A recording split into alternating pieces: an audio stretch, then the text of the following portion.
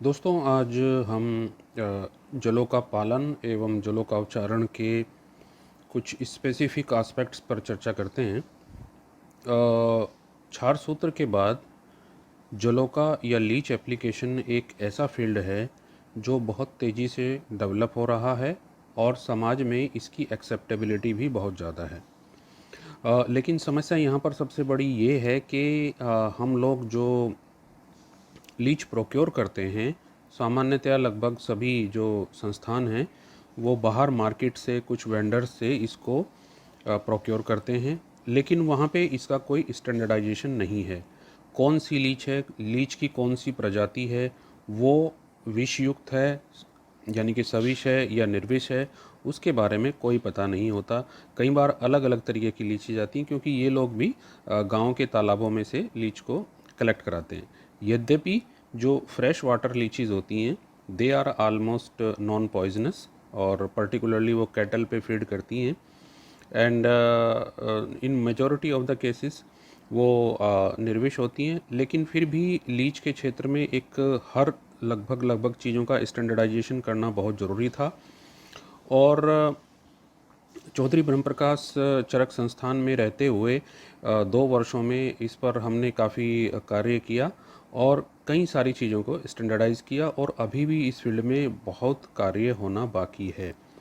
तो कुछ बेसिक चीज़ों के बारे में आज हम चर्चा करते हैं। लीच के बारे में, जी लीच की जितनी प्रजातियां भारत में मिलती हैं उसमें जो जूलॉजिकल सर्वे ऑफ इंडिया है उन्होंने 70 के दशक में काफ़ी कार्य किया और उनके कुछ पब्लिकेशंस और बुक भी मार्केट में उपलब्ध होते हैं। लेकिन जो मेडिसिनल लीच है और लीच का जो मेडिसिनल यूज़ है, बेसिकली उसके बारे में बहुत साइंटिफिक पेपर्स पब्लिश नहीं हुए हैं, पेपर्स लिमिटेड ही हैं। तो यूरोप में जो हिरोडो मेडिसिनलिस है, यानी कि जो पर्टिकुलरली मेडिसिनल यूज़ के लिए जो प्रजाति यूज होती है, वो इंडिया में नहीं है, इंडिया में उसकी वो नहीं पाई जाती है।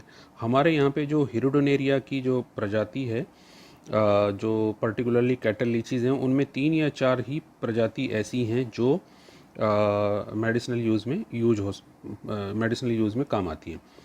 तो एक बात तो ये है कि केवल फ्रेश वाटर जो पॉन्ड्स होते हैं उनकी लीचीज़ ही मेडिसिनल यूज़ में काम आती हैं। इसके अलावा जो मार्शी प्लेस होते हैं, यानी कि जो ऐसी जगह है नमी वाले क्षेत्र, वहाँ की लीचीज़ वो सब पॉइजनस होती है, उनका यूज़ नहीं किया जाना चाहिए। और इसी के अलावा जो समुद्र यानी कि जो है सी वाटर जो लीचीज़ हैं या नदियों में रहने वाली हैं, उनकी भी कुछ एक प्रजातियाँ ही इसमें काम आती हैं। हम पोषण क्यों आवश्यक है, सुश्रुत ने स्पेसिफिकली ये बताया है कि कुछ यदि एक व्यक्ति नियमित रूप से रक्त मोक्षण कराता है तो उसको त्वग्दोषा, स्किन डिजीज़, ग्रंथि नियोप्लास्टिक डिसऑर्डर्स, शोफ रोग, ऐसे सारे इन्फ्लामेटरी डिसऑर्डर्स और जितनी भी शोणितजास्य यानी कि जितनी भी रक्त से होने वाली व्याधियां हैं वो उनको नहीं होती। रक्त मोक्षण शीला नाम न भवंती कदाचन, जो रक्त मोक्षण कराते हैं नियमित रूप से, उनमें ये बीमारियां नहीं होंगी।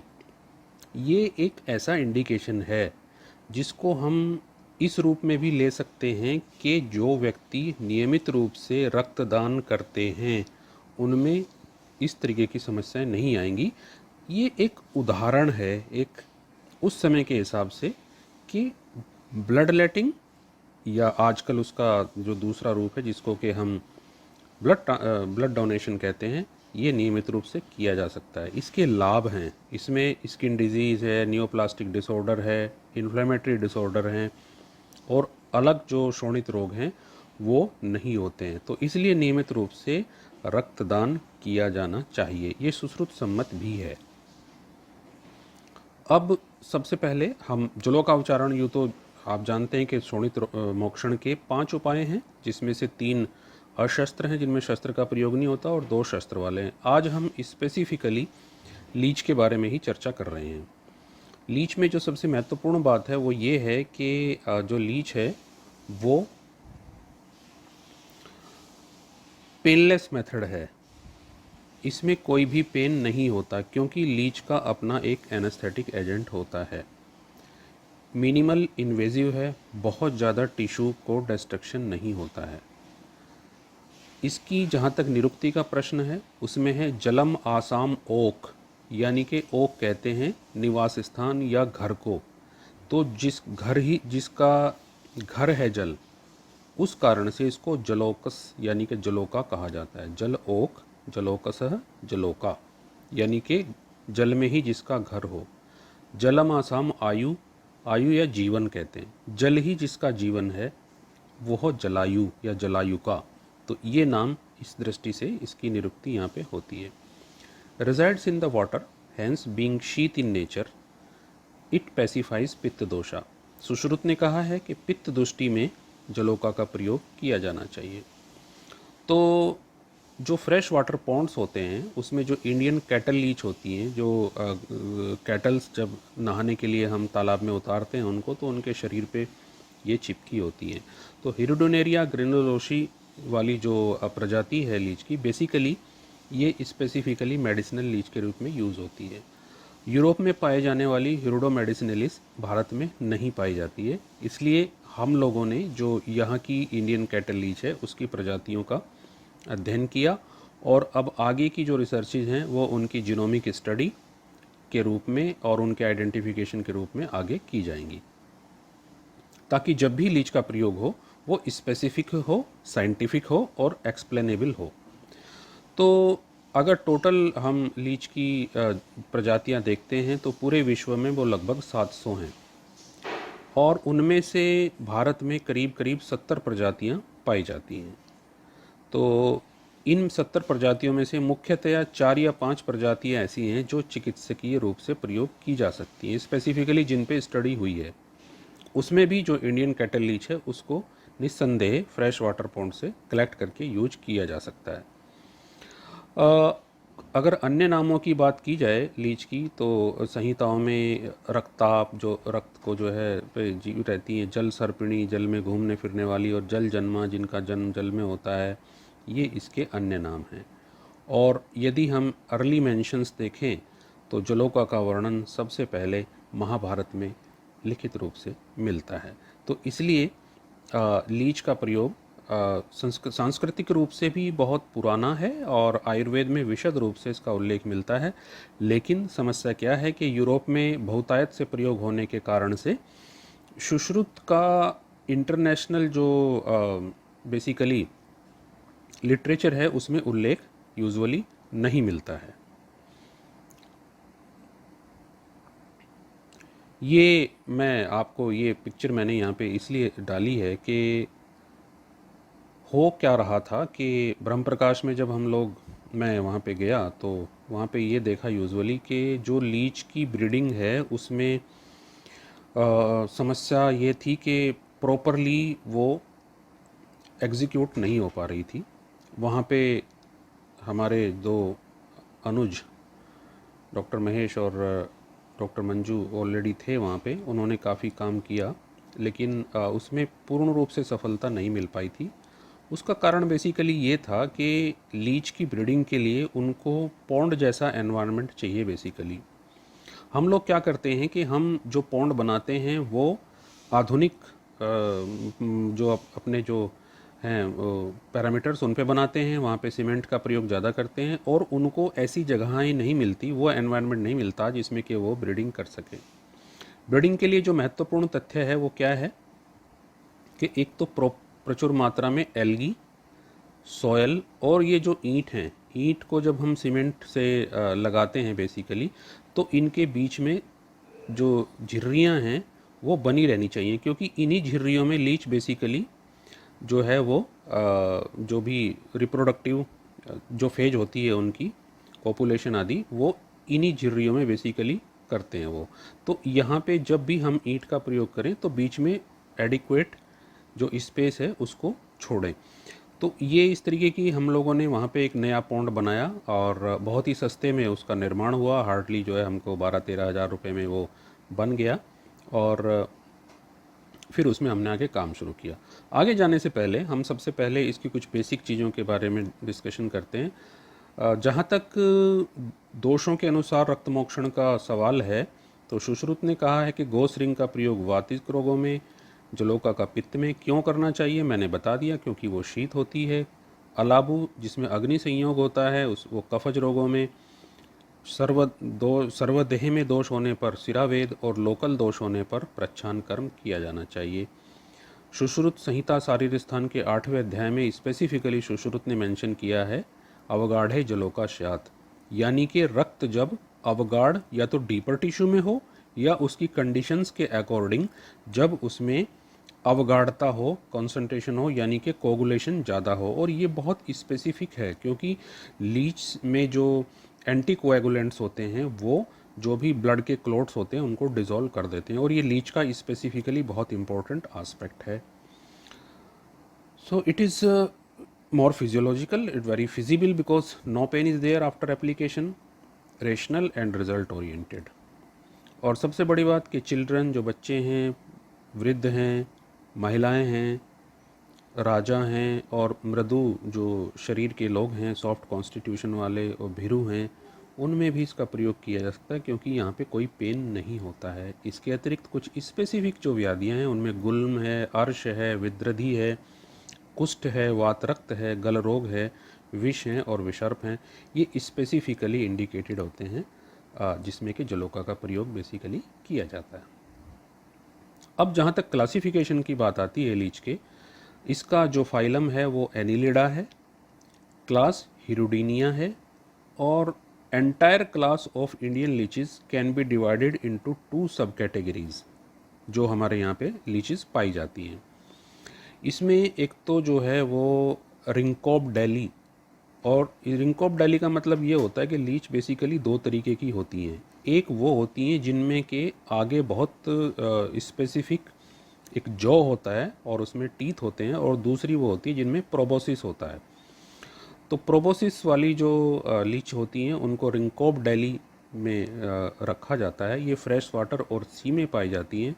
और दूसरा है ए रिंकॉब डेली, यानी कि जिनमें प्रोबोसिस ना हो करके नेथोब डेली है, जबड़ा होता है, जौ होता है, ठीक है, और ये जौ में इनके टीथ होते हैं, बहुत सारे टीथ होते हैं बेसिकली। ये फ्रेश वाटर और टेरेस्ट्रियल लीच हैं। इस प्रकार से लीच बेसिकली तीनों स्थानों में पाई जाती हैं। फ्रेश वाटर पॉन्ड्स में भी पाई जाती हैं, टेरेस्ट्रियल भी हैं जो भूमि पर पाई जाती हैं, मार्शी प्लेस में, नमी वाले स्थानों में पर्टिकुलरली जैसे हिल्स हैं, और सी में भी पाई जाती हैं।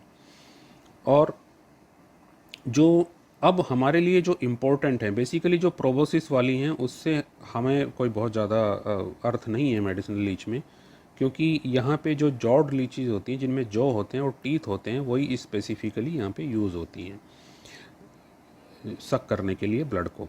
तो ये ए रिंकॉब डेली हैं यानी कि विदाउट प्रोबोसिस। इनकी 3 फैमिलीज़ जो हैं, जो एरपोब डेलिडी, हिरुडिडी और हीमोडिप्सिडी, ये बेसिकली पाई जाती है। इसमें भी हिरुडिडी और हीमोडिप्सिडी वैरायटी की लीचीज ज़्यादातर सविस होती हैं, पॉइजनस होती हैं, ये ध्यान रखने वाली बात है। सुश्रुत ने 6 प्रजातियां बताई हैं कि 6 पॉइजनस हैं और 6 नॉन पॉइजनस हैं। इसका बहुत बड़ा इंपॉर्टेंस है, इस पर भी आके चर्चा करेंगे।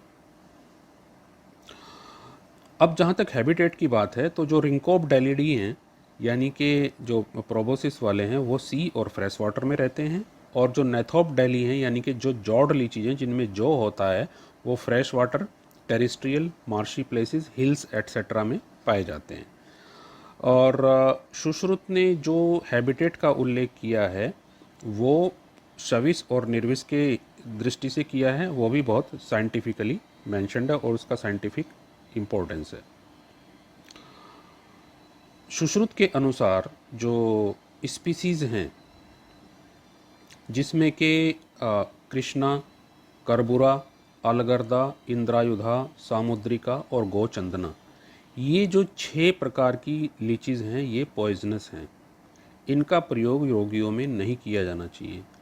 हमने इस बारे में एक्सटेंसिव काफ़ी रिसर्चेस की हैं और काफ़ी सारे उसको पेपर्स को भी पढ़ा है। ये बात यहाँ पे प्रूव हो जाती है कि यदि जो ऐसी लीचीज़ हैं जो कि पॉइजनस है, यदि उनका प्रयोग किया जाएगा तो उसके जो रिज़ल्ट्स हैं वो अच्छे नहीं आएंगे। तो जहाँ तक हैबिटेट की बात है, सुश्रुत ने कहा है कि ऐसे हैबिटेट जो सविस, मत्स्य और कीट, दरदुर, मूत्र, पुरीश, कोथ जाता डर्टी हैबिटेट यानी कि ऐसे तालाब जहाँ पे के मरे हुए जानवर, मेंढक आदि जो अंदर पानी में रहते हैं, मछली रहते हैं, जिनके मूत्र पुरीश उस पर्टिकुलर जगह पे होते हैं, ऐसी जगहों पे जो लीच होती हैं वो यूजुअली पॉइजनस होती हैं। ये हैबिटेट के आधार पर उन्होंने बताया है। और ऊपर तो जो नाम इन्होंने कृष्णा, करबुरा, अलगर्दा, इंद्रायुधा, सामुद्रिका, गोचंदना बताए हैं, ये तो स्पीसीज़ के आधार पर हैं कि ये स्पीसीज़ तो पॉइजनस हैं ही, लेकिन जो स्पेसिफिकली ऐसे हैबिटेट में रहती हैं, डर्टी हैबिटेट में रहती हैं, वो भी पॉइजनस होती हैं। और वाग्भट ने अपार्ट फ्रॉम सुश्रुत व्यू में, सुश्रुत के अलावा ये भी कहा है कि red, white, excessive black, thick और हेयरी जो लीचीज़ होती हैं वो पॉइजनस होती हैं। ये बिल्कुल सही बात है। हमें सबसे पहले जो चयन करना है लीच का, वो हेयरी नहीं होने चाहिए। यदि उसके लेटरल आस्पेक्ट पर कुछ हेयर जैसे या ग्रेन्यूल्स बहुत ज़्यादा दिखाई देते हैं तो निश्चित रूप से वो पॉइजनस वैरायटी की लीच है, ये श्योर है। और जो सामान्यतया जो नॉन पॉइजनस और मेडिसिनल यूज़ की लीचीज़ होती हैं वो रेड नहीं होती हैं, वो वाइट भी नहीं होती हैं, एक्सेसिव ब्लैक भी नहीं होती हैं, जैसे कृष्णा यहाँ पे सुश्रुत ने कह दिया। करबुर भी एक वर्ण होता है बेसिकली। और जो अलगर्दा वैरायटी है ये जो हीमोडिप्सा वैरायटी की लीच है बेसिकली, इसमें भी साइड में हेयर होते हैं। रोमशा महापार्श्वा, सुश्रुत ने इसके बारे में कहा है, रोमशा महापार्श्व यानी कि रोमश होती है ये, तो ये पॉइजनस वैरायटी की है और ठीक होती है। तो इस और जो नॉर्मली मेडिसिनल लीचेज होती हैं वो कुछ कुछ जो है वो ब्राउन कलर की और येलोइस ब्राउन येलोइस कलर की जो लीचेज होती हैं they are non poisonous variety. तो यहाँ पे इन सब चीज़ों को देख करके हमारे शास्त्रों में पॉइजनस और नॉन पॉइजनस का बहुत ही स्पेसिफिकली उल्लेख किया गया है। यदि इन लीचीज़ का प्रयोग किया जाता है जो कि विनमस हैं या पॉइजनस हैं तो उसमें क्या होगा, इन्फेक्शन होगा। क्यों? क्योंकि उनकी गट में कुछ बैक्टीरिया होते हैं जो उनके लिए सिम्बायोटिक हैं, लेकिन यदि होस्ट की इम्यूनिटी कंप्रोमाइज्ड है मनुष्य में तो वहाँ पे वो इन्फेक्शन क्रिएट कर सकते हैं। सुश्रुत कहते हैं कि ऐसे रोगियों में कंडू है, ज्वर है, दाहा है, राग है, छर्दी है और अंगमर्द है। आप जानते हैं कि ये सारे लक्षण जो हैं ये इन्फेक्शन के होते हैं। तो इस प्रकार से इन्फेक्शन होने के साथ साथ ये समस्याएं पैदा हो सकती है। अब हम थोड़ा मॉडर्न आस्पेक्ट की ओर आते हैं, साइंटिफिक आस्पेक्ट की ओर आते हैं। हीमोडिप्सा वैरायटी की यानी कि हीमोडिप्सा सब स्पीसीज की जितनी भी लीचीज हैं, majority have painful bites, hence non medicinal in nature. Zoological survey of India ने स्पेसिफिकली इनके बारे में लिखा हुआ है कि हीमोडिप्सा वैरायटी की जो लीचीज हैं वो जब बाइट करती हैं वो पेनफुल होता है, तो इनको हम मेडिसिनल यूज़ में नहीं ले सकते हैं। अलगर्दा का जैसे मैंने वर्णन अभी किया, रोमशा महापार्श्वा, ये हिरुडिनेरिया हीमोडिप्सा ग्रेनुलोसी इसका जो है इसको कोरिलेट किया गया है। एक इंद्रायुधा है लीच बेसिकली, इसमें जो है सुश्रुत ने कहा है कि इंद्र राजीभिस चित्रिता, जैसे इंद्रधनुष की जो राजियां हैं डिफरेंट, उससे चित्रित जो लीच है वो है। So dorsal aspect of the body is covered with multi coloured lines like rainbow, इंद्रायुध के समान। हीमोडिप्सा ऑर्नाटा एंड हीमोडिप्सा जिलेनिका ये एशियन लीचीज़ हैं जिनको के recorded from the hill track of the Assam, Jammu and Kashmir. Bite is unlike that of other leeches is painful. इस पे जो जियोफ्री पी और वेस्ट एमआर ने 1975 में अपना वक्तव्य दिया था।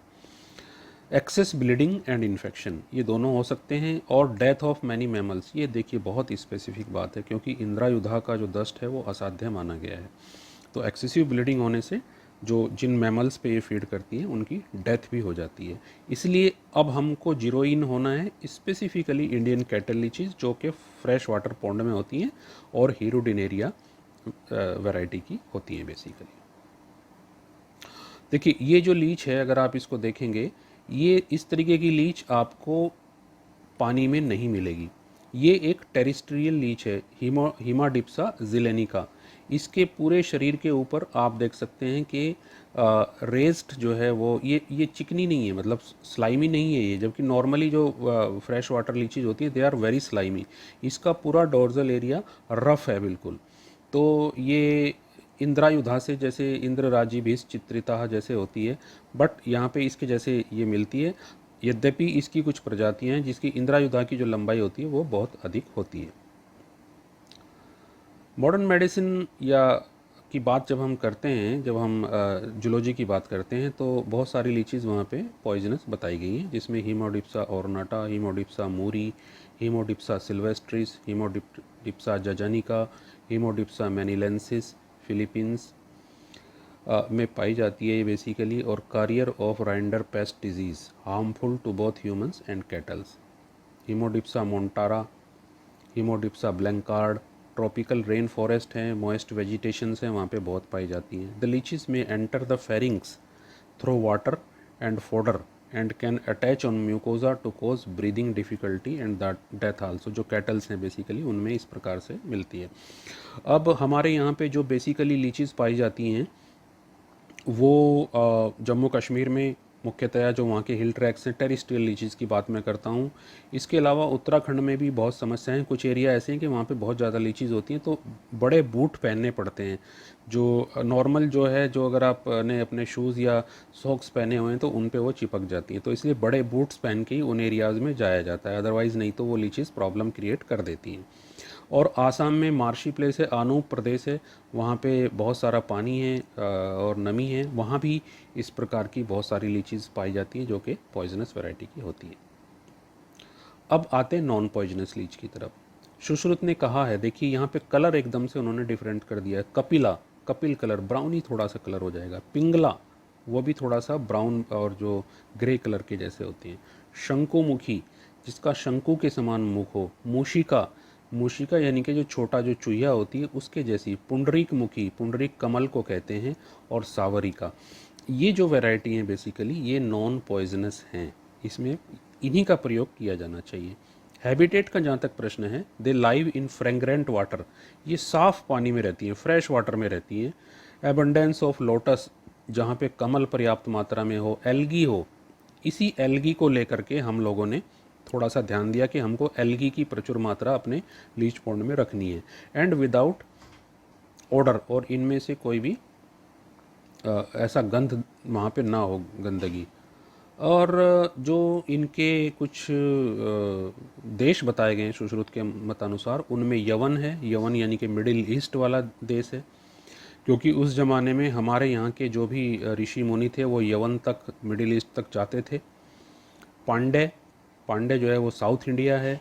सहिए जो है वो नर्मदा माउंटेन्स हैं। और पोतन, पोतन मथुरा वाला प्रदेश है। मथुरा वाले प्रदेश में प्रचुर मात्रा में जो पॉन्ड्स थे फ्रेश वाटर, वहाँ पे लीचीज़ पाई जाती थी। इनकी अपीयरेंस की जहाँ तक बात आती है, ये हैं शुद्धम्बुजा, यानी कि फ्रेश वाटर में होती हैं सबसे पहले, मैं बार बार यही कह रहा हूँ। शैवाल जहाँ पे हों, एल्गी बहुत प्रचुर मात्रा में हों, और ये क्या होती है, व्रत होती हैं, सर्कुलर होती हैं, फ्लैट नहीं होती हैं। नील और ध्वराजयो, ब्लू लाइंस होती हैं डोर्जम पे। कषाय पृष्ठा, और ग्रीनिश ब्लैक जो है डोर्जम होता है। पीतोदर, और जो इनका उदर होता है वो पीत वर्ण का होता है। और तनु अंग, यानी कि ये बहुत ही मोटी नहीं होती हैं, स्लेंडर होती हैं। ये लीचीज़ जो हैं बेसिकली नॉन पॉइजनस होती है। अब आप देख सकते हैं कि कितना साइंटिफिकली एक्सप्लेन किया गया है इन सारी चीज़ों को, but we could not make it to the high level, scientifical level तक हम लोग नहीं ले जा सके इन चीज़ों को, but nowadays we are trying. अब इसमें जो वैरायटी हैं, स्पीसीज़ हैं, उनमें हिरुडिडी फैमिली, हिरुडिनेरिन और जो हिरुडिनेरिया ग्रेनुलोसी है, कॉमन कैटल लीच, उसको हम लोग यूज़ करते हैं। हिरुडो मेडिसिनलिस यूरोप में है। हिरुडो लीनियस एंड हिरुडो जेवेनिका, हिरुडो बिरनानिका, ये भी कुछ वैरायटीज़ हैं, बट नॉर्मली पॉन्ड्स में नहीं मिलती हैं। सावरिका is not suitable for human being as it is very long, ये बहुत लंबी होती है। And it is basically and ectoparasite to cattle. तो केवल उस दृष्टि से देखा जाए तो 5 ही जो स्पीसीज़ हैं वो प्रयोग होती हैं मेडिसिनल पर्पज़ के लिए। हिस्ट्री की बात जहाँ तक आती है, सुश्रुत ने स्पेसिफिकली इनको क्लासीफाई किया है। 12 लीच उन्होंने बताई हैं हैबिटेट के आधार पर और स्पीसीज़ के आधार पर, उनके पॉइजनस और नॉन पॉइजनस का उल्लेख किया है। और उन्होंने बाद में ये भी कहा है कि कौन कौन सी लीच जो है वो अनफिट होती हैं यूज़ के लिए। उसमें सबसे पहला है broad in its middle part, जो बीच के पार्ट में चौड़ी हों। स्थूल मध्य, मध्य में चौड़ी हों। डिफॉर्म्ड शेप, परिक्लिष्ट यानी कि देखने में बहुत उचित न लगे, अमनोज्ञ दर्शन। और ब्रूड, ब्रॉड, जो सारी जो है फैली हुई चपटी टाइप की जो हो।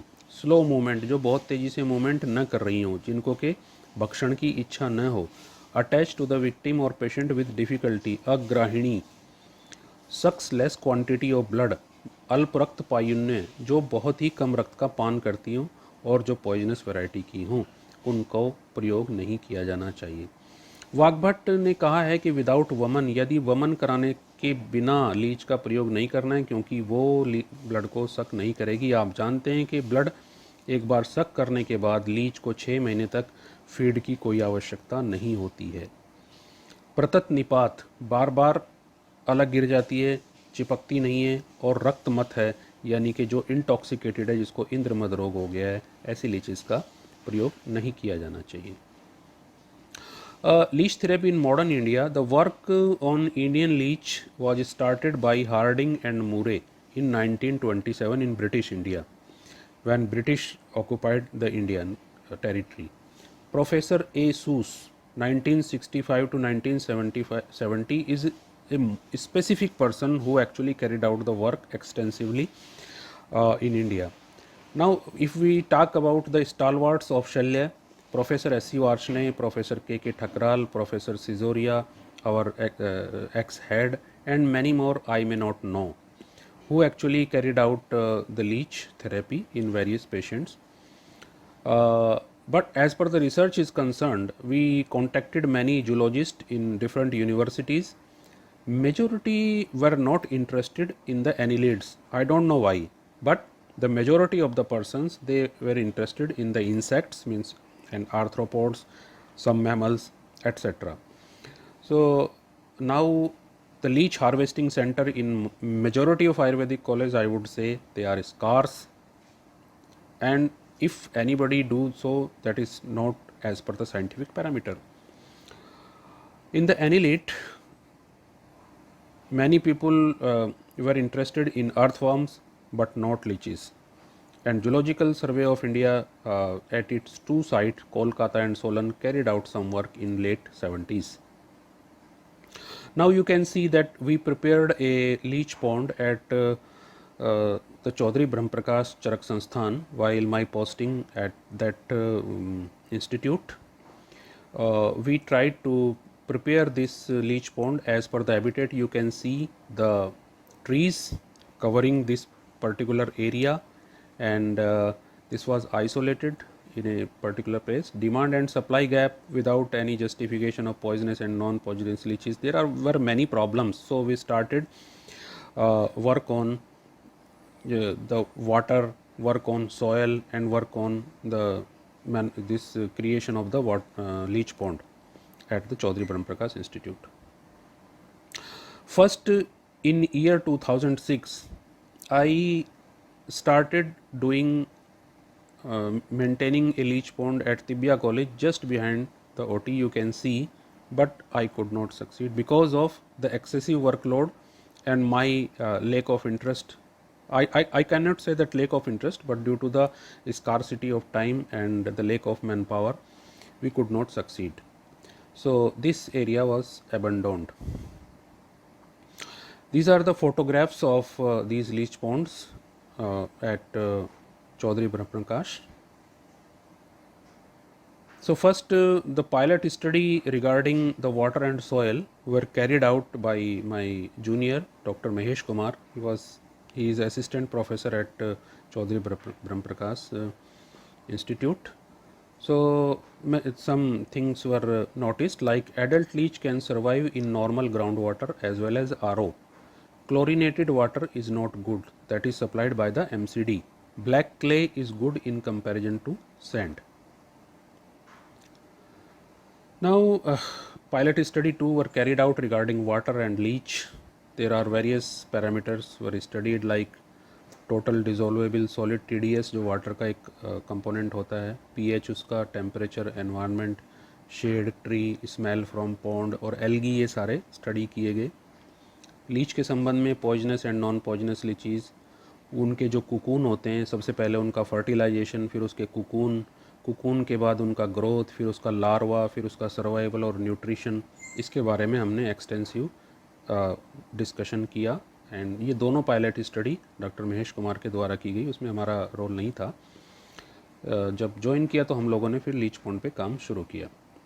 सबसे पहले लीच टैंक बनाया गया। लीच टैंक के बाद हम लोगों ने ये डिसाइड किया कि जो ये इसकी दीवार बनाई जाएगी उसमें ईंटों के बीच में पर्याप्त रूप से स्पेस दिया जाएगा ताकि लीच वहाँ पर कोपुलेशन कर सकें और फर्टिलाइजेशन की प्रोसेस चल सके। दो एनक्लोज़र, एक इनर एनक्लोज़र और एक आउटर एनक्लोज़र। आउटर एनक्लोज में पूरी मड रहेगी और वहाँ पे छोटे छोटे घास उगेंगे ताकि लीच वहाँ से निकल करके उस एक नेचुरल एनवायरनमेंट में रह सके, वहाँ पे कुकून दे सके। और अंदर की तरफ पानी को थोड़े दिन तक रखा जाएगा ताकि उसमें एल्गी डेवलप हो सकें, और ऊपर से लिड से कवर किया जाएगा ताकि लीच उसमें से बाहर ना आ सके।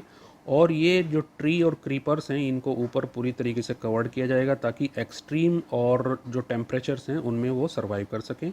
केवल जो ग्राउंड वाटर है उसको यूज़ करेंगे, क्लोरीनेटेड वाटर को यूज़ नहीं करेंगे। अब देखिए ये पहले वाला पॉन्ड है जिसमें कि पूरा सीमेंटेड है। इस पूरे सीमेंटेड पॉन्ड में ऑब्वियसली लीच फर्टिलाइजेशन नहीं कर सकती, उनको स्पेस नहीं मिलेगा। ये एक सबसे इम्पोर्टेंट तथ्य था जो पुराना पॉन्ड था।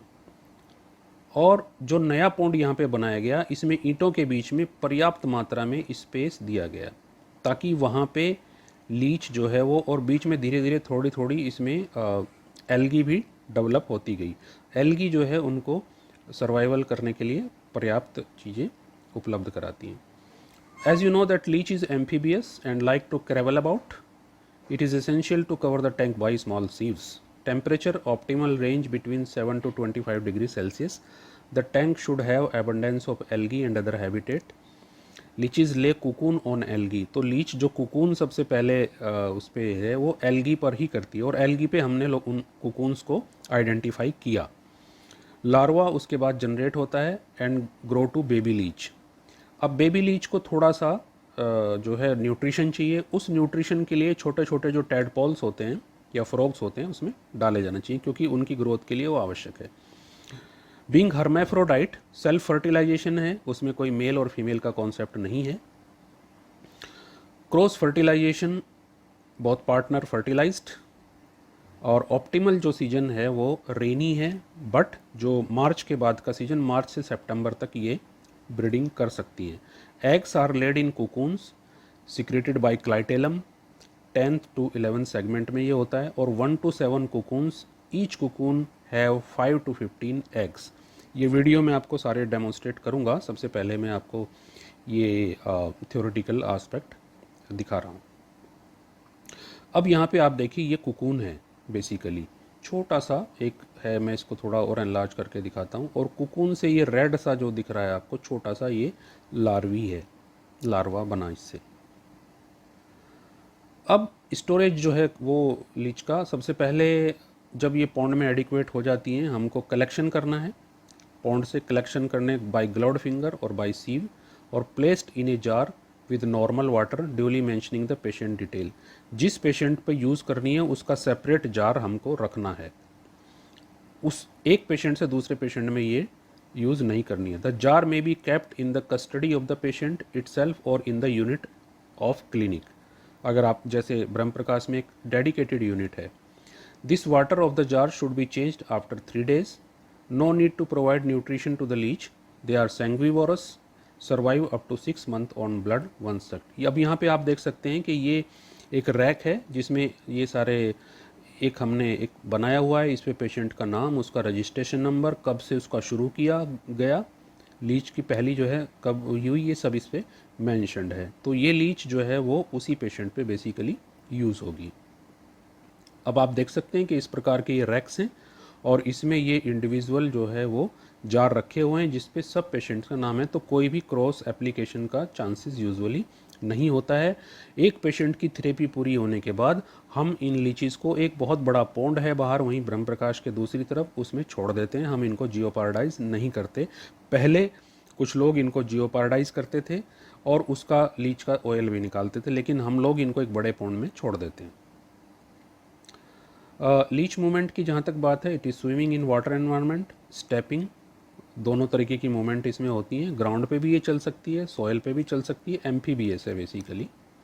इम्पोर्टेंस क्या है कि अष्टांग हृदय में ये लिखा गया है कि जिस प्रकार हंस जो है दूध से पानी को अलग कर लेता है, उसी प्रकार से जो जोंक है वो प्योर और इम्प्योर जो ब्लड है उसको सेपरेटली कर लेती है और इम्प्योर ब्लड को ही सक कर सकती है। साइंटिफिकली अगर हम देखें तो लीच सलाइवा जो है, लीच जब बाइट करती है तो अपने सलाइवा को वुंड में छोड़ती है। उसका एक एनेस्थेटिक एजेंट है जिससे कि पेन नहीं होता, एंटीकोएगुलेंट है, प्रोटियोलिटिक एंजाइम्स हैं, वो सब लीच के सलाइवा में पाए जाते हैं। तो ये जो सलाइवा वुंड में जाता है बेसिकली, ये बहुत सारे इसमें मेटाबॉलिकली एक्टिव सब्सटेंस होते हैं, उनका बहुत डाइवर्स फंक्शन होता है। The goal is to produce a minimal adequate venous outflow from the tissue. तो एंटीकोएगुलेंट हुआ, प्रोटियोलिटिक हुआ जिसमें कि जो है ट्रिप्सिन, काइमोट्रिप्सिन जैसे सब्सटेंस भी पाए जाते हैं, और हाइलुरोनिडेज भी होता है उसमें। Not only it reduces congestion but is also helpful in neogenesis, और नई वेसल्स का निर्माण भी होता है, क्योंकि जब वहाँ पे परफ्यूजन बढ़ेगा, टिश्यू का परफ्यूजन बढ़ेगा, तो टिश्यू की जो वाइटलिटी है ऑब्वियसली वो बढ़ेगी। Not merely due to the anticoagulant but other pharmacologically active substance are there. Conventional anticoagulants can never be a substitute of leech bite. तो दोनों में डिफरेंस होता है, ये नेचुरल है वो होता है। लीच सलाइवा की जहाँ तक बात है, इसमें हिरोडिन है, हिरोडिन में proteolytic and thrombin specific inhibitor, it retards coagulation of blood. डाइलिन है, प्लाज्मिन इनहिबिटर है, it checks destruction of tissue and good in case of necrosis. Eglin है, potential inhibitor of elastase and chymotrypsin, it effectively blocks the inflammatory response induced after localize trauma और surgery. तो anti inflammatory action भी इसका होता है। हिमेंटिन है, ये भी एंटीकोएगुलेंट है, it degrades fibrinogen and fibrin. और कोलेजिनेज एंड एपाइरेज है, इनहिबिटर ऑफ प्लेटलेट एग्रीगेशन। तो क्लोटिंग को कई तरीके से इफेक्ट करती है।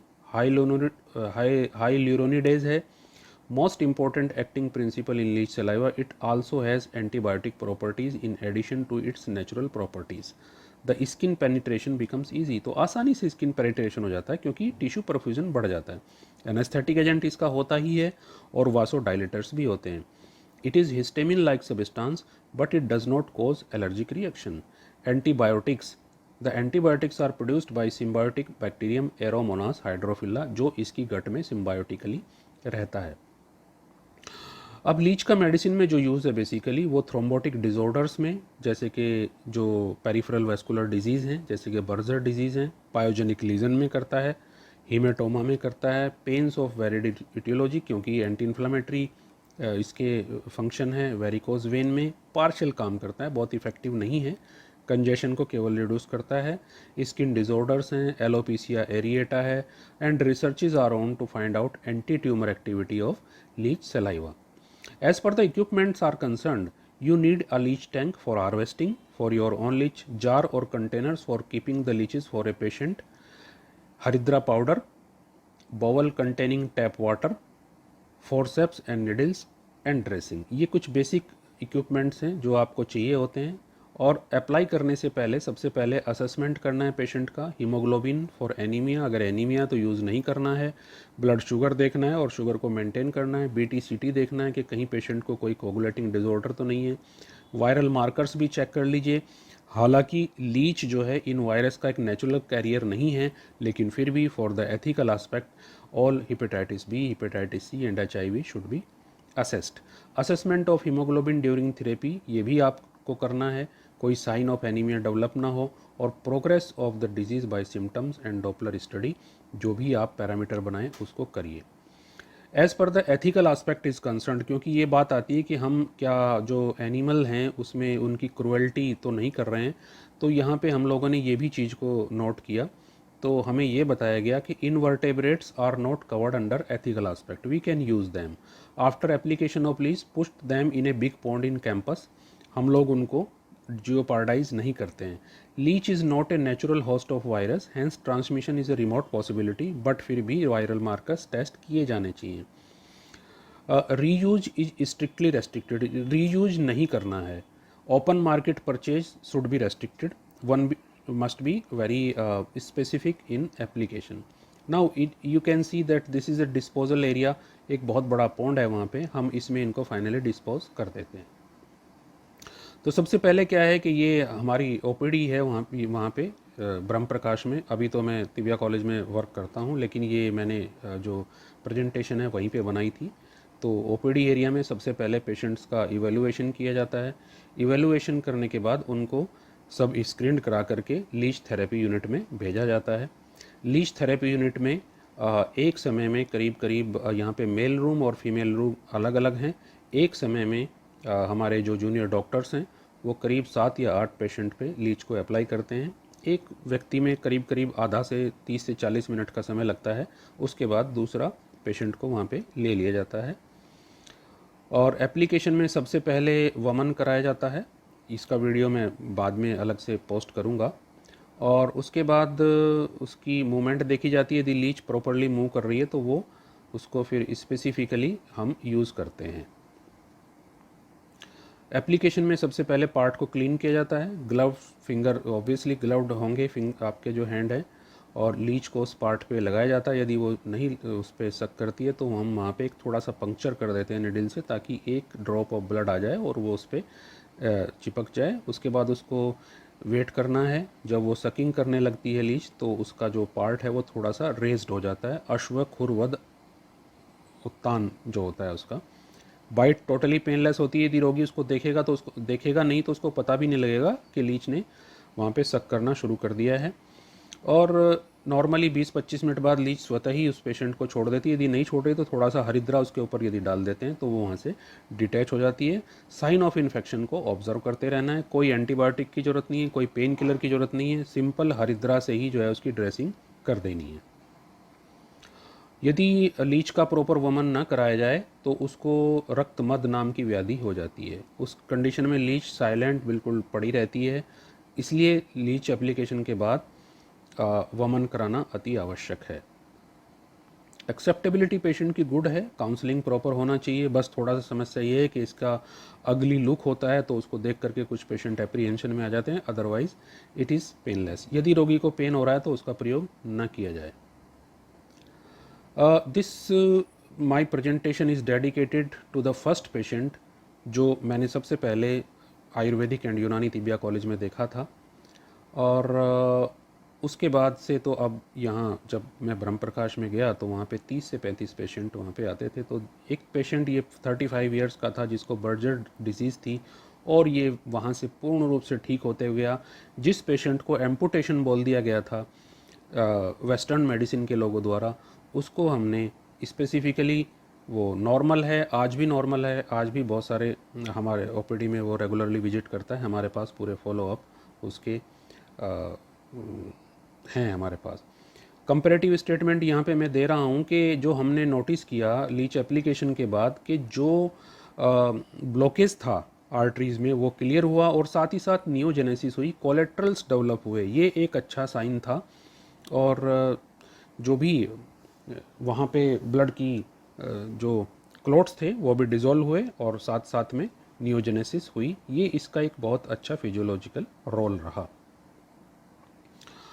तो शास्त्र सम्मत लीच का प्रयोग यदि किया जाए तो ऐसे लोग जो क्षेत्राणी ग्रहणम, यानी कि ये जानता है, जो वैद्य है, जो क्षेत्र कहाँ से उसको ग्रहण किया जाना चाहिए, कौन सी उसकी जाति यानी कि स्पीसीज़ है, पॉइजनस है, नॉन पॉइजनस है, उसका न्यूट्रिशन कैसे होना चाहिए, उसका यूज़ कैसे होना चाहिए, जो लोग साम चयो वेत्ति तत्साध्यान स जयेत गदान, वो रोगों की चिकित्सा करने में समर्थ होता है। तो in the service of suffering mankind we have been doing this thing.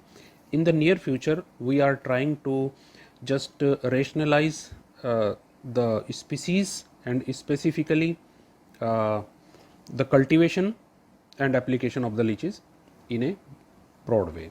So ये आज का लेक्चर यहीं समाप्त करते हैं। Thank you very much.